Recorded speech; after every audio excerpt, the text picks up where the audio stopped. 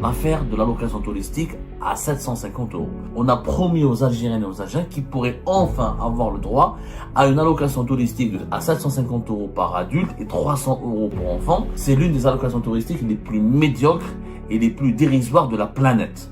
Halte aux mensonges, dites enfin la vérité aux Algériennes et aux Algériens. Arrêtez d'insulter leur intelligence. Les Algériennes et les Algériens ont compris que ce rêve d'allocation touristique de 750 euros est en train de devenir une réalité qui s'éloigne brusquement. Le pays n'est pas capable de financer cette allocation touristique à 750 euros. Il faut dire la vérité aux Algériens et aux Algériens. L'Algérie ne peut pas donner une allocation touristique à 750 euros, sauf si elle veut se ruiner et se déclarer faillite. Maintenant, les Algériens et les Algériens se posent des questions. Les Algériens, les Algériens, mais pourquoi les Marocains on doit 10 000 $, les Égyptiens aussi? Pourquoi l'allocation touristique elle est plus élevée en Tunisie qu'en Algérie? L'État marocain ou l'État algérien, par exemple, n'ont pas les mêmes dépenses, c'est pas les mêmes budgets. L'électricité est subventionnée, les carburants sont subventionnés, l'eau est subventionnée en Algérie. Donc, on a des subventions majeures. Les transferts sociaux de l'État algérien est de plus de 35 milliards de $. Les céréales, on les produit pas. Il faut les acheter en devises. Le sucre, on le produit pas. Il faut l'acheter en devises. Le lait, la poudre de lait, on l'importe. C'est des devises. Abraham Lincoln avait dit un jour, on peut tromper une partie du peuple tout le temps. Et tout le peuple une partie du temps. Mais on ne peut pas tromper tout le peuple tout le temps. Je répète, on peut tromper une partie du peuple tout le temps. Et tout le peuple une partie du temps. Mais on ne peut pas tromper tout le peuple tout le temps. À méditer pour les dirigeants algériens. Sa citation s'applique sur l'une des affaires les plus humiliantes, méprisantes et insultantes à l'égard des Algériens et des Algériens. L'affaire de l'allocation touristique à 750 euros.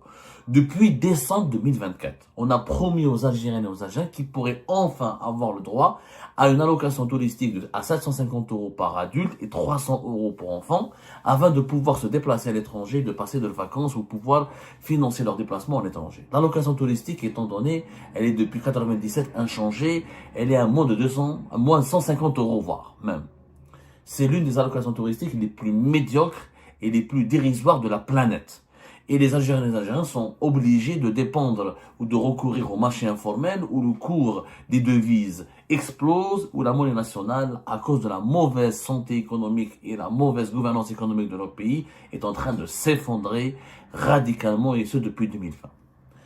Le ministre des Finances, l'actuel ministre des Finances, que personne ne connaît, comme la majorité écrasante de nos ministres de l'actuel gouvernement, c'est des ministres fantomatiques qui ne servent à rien, étant donné que le champ politique et gouvernemental est ultra dominé par Abdelmajid Tebboune, le chef de l'État, et ses conseillers. Le ministre des Finances, Abdelkarim Bouzrad, le 3 juin dernier, il a été interpellé par des députés de l'Assemblée nationale et populaire, des députés qui ont enfin joué leur rôle. De temps à autre, quelques rares députés se réveillent de leur torpeur et tentent de justifier leur salaire en posant les questions intéressantes aux membres du gouvernement. Les députés, ils ont dit où est-elle cette allocation touristique de 750 euros qui a été promise début décembre 2024 par le chef de l'État Abdelmajid Tebboune lors d'un conseil des ministres officiel et présidé par le président de la République. Ces députés ont voulu demander pourquoi cette allocation touristique qui était attendue depuis le début de l'année 2025, nous sommes à la veille des vacances d'été, en juin 2025, ça fait pratiquement 6 mois et cette allocation touristique n'a toujours pas vu le jour. Le ministre des Finances, dans sa réponse, il a dit « Cette question relève des prérogatives de la Banque centrale, la Banque d'Algérie, qui dispose d'une autonomie de gestion et d'une réglementation spécifique. » Genre, je ne sais rien, c'est pas à moi qu'il faut poser la question, il faut poser la question à la Banque centrale, la Banque d'Algérie. Le ministre des Finances, il est le patron direct de la Banque d'Algérie. La Banque d'Algérie relève du ministère des Finances. Elle est effectivement autonome, elle est censée avoir un management et une gouvernance autonome, mais elle relève du ministère des Finances et le gouverneur de la Banque d'Algérie travaille avec le ministre des Finances dans l'édification et l'élaboration de la gestion du secteur financier du pays, de la politique financière de l'État. Cette réponse, en réalité, elle veut dire quoi? Ce ministre, cette question le dépasse. Il ne sait pas donner, il ne sait pas quand, il ne sait même pas si cette allocation touristique va être mise en place ou pas. Il ne sait même pas quoi dire. Il n'a pas de réponse à fournir. Il est dans l'obscurité totale. Il est perdu lui-même. Il sait en fait au fond de lui que cette allocation touristique ne peut pas voir le jour. Moi je pense, il faut lancer un message, il faut lancer un cri de, pas un cri de colère, ni de détresse, ni, il faut interpeller, il faut apporter des dirigeants algériens et leur demander ceci. Halte aux mensonges, dites enfin la vérité aux Algériens et aux Algériens. Arrêtez d'insulter leur intelligence. Arrêtez de les mépriser. Arrêtez de les considérer comme des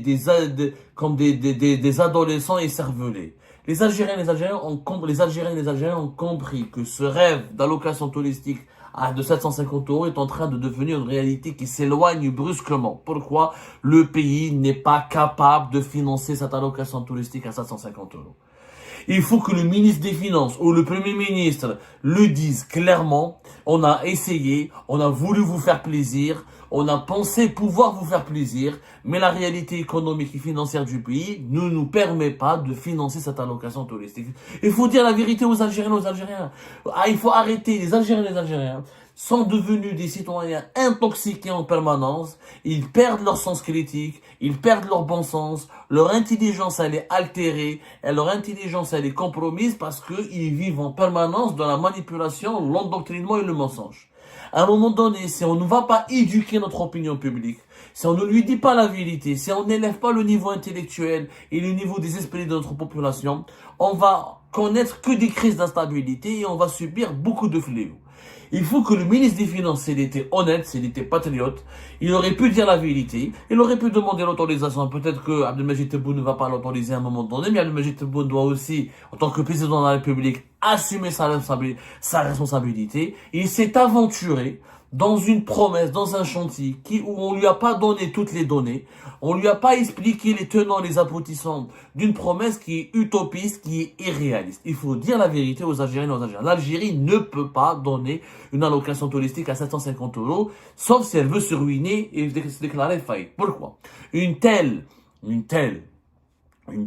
allocation touristique à 550 € pour la financer, il faut que l'État algérien sorte de ses caisses au minimum 4 milliards de dollars. Les 4 milliards de dollars, on va les ramener d'où? On va les ramener des réserves de change qui ont baissé. Les réserves de change qui devaient atteindre les 72 milliards de dollars à la fin de l'année 2024, elles ont atteint les 63 milliards de dollars à la fin de l'année 2024. Depuis le début de l'année 2025, l'Algérie a gagné encore moins d'argent en devises qu'en 2024. Pourquoi? Parce que les prix du baril du pétrole ont baissé. Depuis plusieurs mois, le baril du pétrole est à moins de 70 $, alors qu'en 2024, il était à 80 $ et quelques. Ça signifie quoi? Ça signifie que les recettes de devises de l'Algérie sont en train de baisser significativement, puisque vous le savez tous, 96 jusqu'à même 98% des recettes de devises de l'Algérie dépendent directement et indirectement du cours du pétrole et du gaz. Le gaz n'a pas baissé autant que le pétrole, mais il est terriblement impacté par la baisse des prix du pétrole et les contrats à long terme qui se jouent pour le marché du gaz ont été impactés par une baisse des prix. Le GNL, le marché spot, c'est-à-dire le marché quotidien du gaz, tient pour le moment, mais comme l'Algérie, sa production a beaucoup baissé, parce qu'il y a une offre mondiale qui se diversifie, il y a une consommation mondiale du gaz qui est en train de se baisser pour le recours aux énergies renouvelables et au recours au gaz de schiste américain et à la production du GNL de d'autres pays, d'autres fournisseurs, comme le Qatar, comme le Nigeria, comme la Malaisie, comme l'Australie. Du coup, le marché gazier est de plus en plus développé. Alors il y a plus d'offres et par rapport à la demande, ça s'équilibre. En plus, les prix du pétrole baissent. Le pétrole, c'est le roi du panier des produits énergétiques. Mais il faut dire la vérité aux Algériens et aux Algériens. Quand Tebboune avait promis cette allocation touristique, le contexte économique et financier était totalement différent. On pensait que les réserves de change allaient augmenter. Ce n'est pas le cas. Aujourd'hui, le pétrole a baissé. La guerre commerciale de Donald Trump, le marché mondial des hydrocarbures a complètement changé. Les recettes de l'État algérien en devises ont complètement changé. Pour financer cette allocation touristique, on doit prendre des réserves de change. Des réserves de change qui ont déjà baissé. Ça veut dire que si elles étaient à 63 milliards de dollars en 2024, elles sont en réalité à moins de 60 milliards de dollars en cours de l'année 2025, d'ici la fin de l'année 2025, voire en ce moment même, elles sont déjà à moins de 60 milliards de dollars. Retirer 4 milliards de dollars des réserves de change, c'est un pari risqué. Parce que l'Algérie, elle a besoin de ses réserves de change pour garantir, la stabilité de sa monnaie, qui est le dinar, qui est déjà instable, mais on essaye de le subventionner en utilisant les réserves de change. De deux, un matelas de sécurité pour pouvoir, au cas de sa catastrophe ou de sinistre, pouvoir financer les besoins premiers du pays. Et deux, trois, pouvoir financer sa sécurité nationale. C'est pour ça que les réserves de change, on n'y touche pas. Parce que le régime, comme il ne produit pas de richesse, il utilise tout ce qu'il gagne par le pétrole et le gaz pour les mettre dans les réserves de change pour avoir un fonds de sécurité, une tirelire pour sa sécurité nationale, pour sa sécurité. Mais même si les prix du pétrole ont augmenté de 2%, en une semaine, ils sont en baisse de plus de 15% depuis une année et de 44% depuis 3 ans. Donc, en matière d'énergie, malheureusement, on est dépendant du pétrole et du gaz. Il n'y a pas eu de diversification il n'y a pas eu de diversification de nos exportations. Donc, du coup, on ne peut pas financer. Pourquoi on ne peut pas? Alors, maintenant, les Algériens se posent des questions que les experts, auxquels les experts, ni les ministres, ni aucun expert algérien n'essaie de leur répondre de façon, encore une fois, logique. Des Algériens, mais pourquoi les Marocains on doit à 10 000 $, les Égyptiens aussi? Pourquoi la location touristique elle est plus élevée en Tunisie qu'en Algérie? Alors que c'est des pays plus pauvres que l'Algérie et plus pauvres qu'ils n'ont même pas les réserves de change de l'Algérie. C'est une très bonne question. Merci mes compatriotes. Il faudra maintenant l'expliquer. Au Maroc, comme en Algérie, il n'y a pas c'est pas les mêmes dépenses. L'État marocain ou l'État algérien, par exemple, n'ont pas les mêmes dépenses, c'est pas les mêmes budgets. Par exemple, en Algérie, pourquoi on a besoin de nos devises? Pourquoi la monnaie algérienne n'est pas convertible? Au Maroc aussi, la monnaie n'est pas convertible. Mais pourquoi les devises en Algérie sont très contrôlées? Parce que l'État algérien, il a une politique sociale qui lui permet d'utiliser, qui l'oblige d'utiliser ces devises pour subventionner tout ce qui est importation. Le sucre, il est subventionné. L'huile, il est subventionné. Les céréales sont subventionnées. L'électricité est subventionnée. Les carburants sont subventionnés. L'eau est subventionnée en Algérie. Donc, on a des subventions majeures des produits de base. Les produits de base sont totalement subventionnés. En plus, il y a une politique sociale de l'État. Le logement est subventionné. La santé est subventionnée. Il y a énormément de produits et de services publics qui sont subventionnés. Le budget des subventions sociales, on appelle ça les transferts sociaux de l'État algérien, est de plus de 35 milliards de dollars. En 2025, il va atteindre les 39 milliards de dollars. Vous imaginez, c'est énorme. C'est énorme. 39 milliards. Au Maroc, ils n'ont pas autant de subventions sociales. Le budget d'État marocain est d'à peine entre 3 jusqu'à un maximum 4 milliards de dollars. Donc vous avez au Maroc un État qui dépense 4 milliards de dollars pour son budget social, alors que le budget social de l'État algérien, il est de presque 40 milliards de dollars. 10 fois plus. Donc, l'État algérien, pour pouvoir subventionner le lait, il est subventionné, l'eau, l'énergie, etc., il a besoin de devises. Les carburants, on les fabrique en Algérie. Mais les machines pour les raffineries, etc., sont en devises. Il faut les importer, il faut les réparer, les pièces sont en devises. Les céréales, on les produit pas, il faut les acheter en devises. Le sucre, on le produit pas, il faut l'acheter en devises. L'huile, pour fabriquer de l'huile, le soja, etc., il faut l'importer, c'est des devises. Tout ça, le lait, la poudre de lait, on l'importe, c'est des devises. Donc, l'État algérien ne peut pas se permettre de donner 10 000 $ ou 10 000 € aux Algériens comme les Marocains le font pour la location touristique, parce que nous, on subventionne beaucoup de produits, ce qui est très cher au Maroc ne l'est pas en Algérie. C'est pour ça que quand on compare les deux pays, on a l'impression, c'est une vérité d'ailleurs, c'est pas une impression, il y a beaucoup moins de pauvres en Algérie qu'au Maroc. Pourquoi? Parce qu'il y a un soutien social, il y a une politique sociale de l'État algérien qui est beaucoup plus importante que celle du Maroc, qui est d'ailleurs la politique sociale la plus ambitieuse, la meilleure politique de tous les pays africains. Il n'y a pas un pays africain qui est aussi généreux que l'État algérien. Sauf que cette générosité, elle a un prix. C'est des prix. C'est pratiquement plus de 35 milliards de dollars. Et c'est beaucoup de dépenses en devises. Le budget des transferts sociaux, il est en dinars. Mais en réalité, c'est des devises. Puisque la santé, les médicaments, Dans les hôpitaux, les Algériens ne les payent pas. Même vous allez me dire, les hôpitaux sont catastrophiques. Effectivement, ils sont catastrophiques. Ils ne sont pas meilleurs ailleurs dans les pays africains.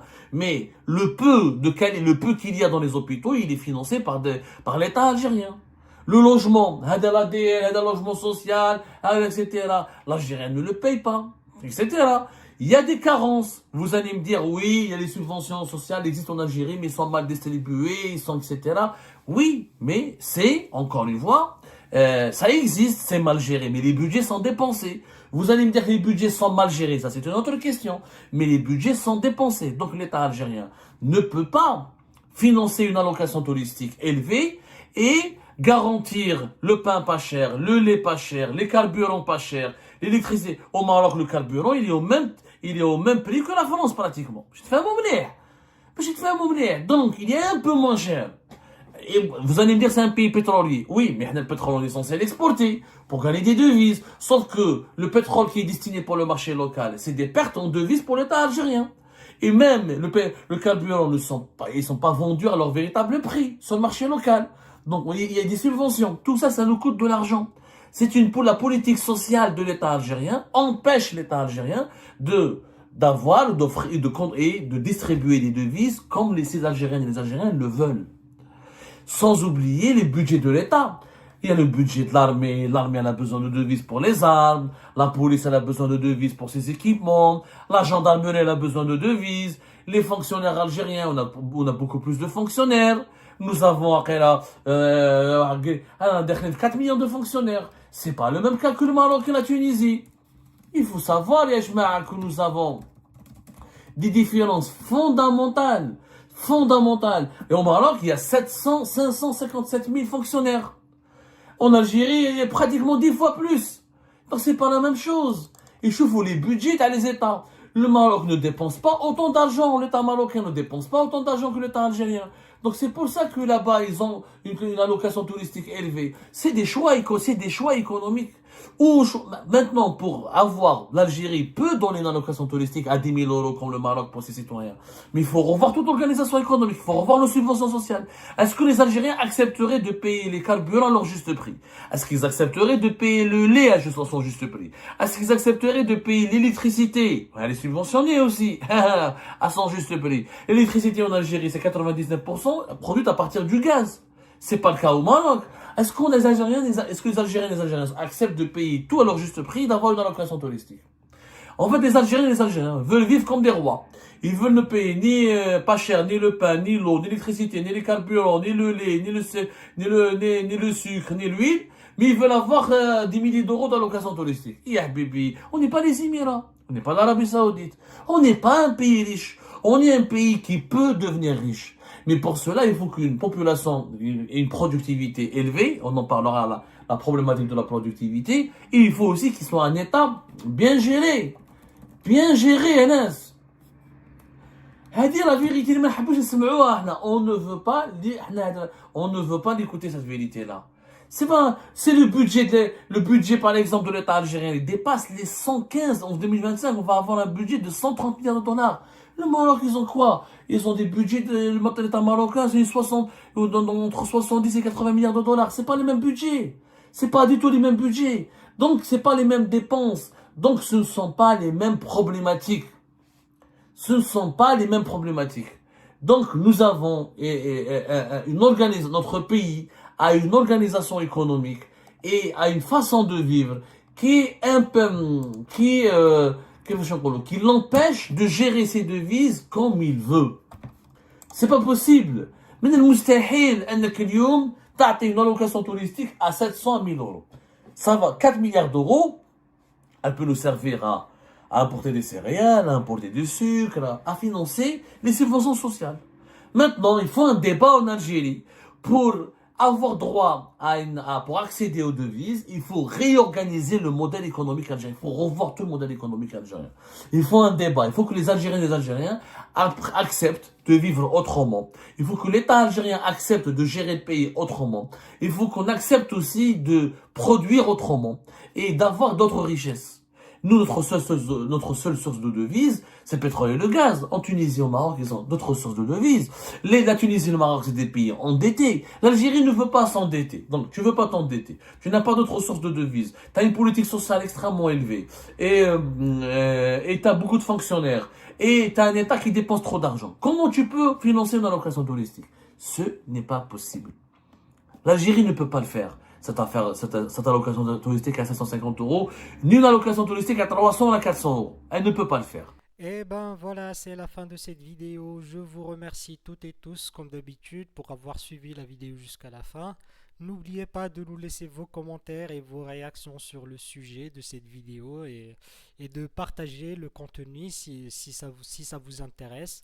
Et je tiens toujours à remercier nos abonnés et les personnes qui réagissent de façon régulière sur nos vidéos et qui nous suivent et qui nous laissent des commentaires.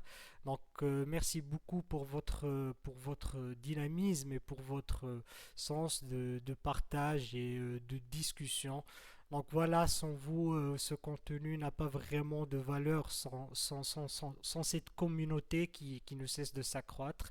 Donc merci beaucoup et à la prochaine dans une nouvelle vidéo. Au revoir.